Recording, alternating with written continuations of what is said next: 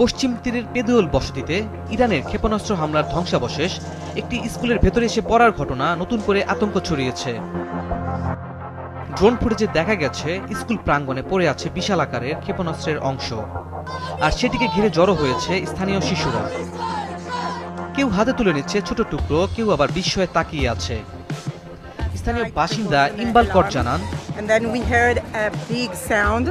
রাতের সাইরেনের পরপরই বিকট শব্দ শোনা যায়। পরে এসে তারা দেখতে পান বিশাল একটি রকেট স্কুলের পাশে আঘাত এনেছে।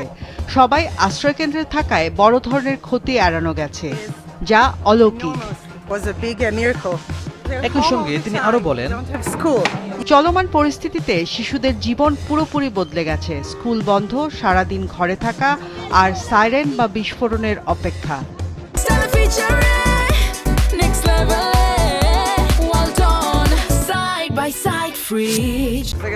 18 বছর বয়সী ইদিদিয়া রোজেনো ধ্বংসাবশেষ দেখে বিস্ময় প্রকাশ করে বলেন,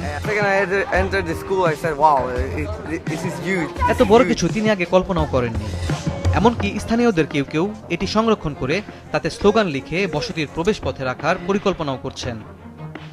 তবে এই ঘটনাটি শুধু একটি ক্ষেপণাস্ত্রের ধ্বংসাবশেষ নয়, এটি অনেক ইসরায়েলি বাসিন্দাকে মনে করিয়ে দিচ্ছে একই ধরনের শত শত ক্ষেপণাস্ত্র ইতিমধ্যেই ইরানের মাটিতে আঘাত এনেছে। সেখানে সাধারণ মানুষ কি পরিস্থিতির মধ্য দিয়ে যাচ্ছে, তাদের নিরাপত্তা বা তাদের আশ্রয়ের অবস্থা কেমন, সেই প্রশ্নও নতুন করে সামনে আসছে।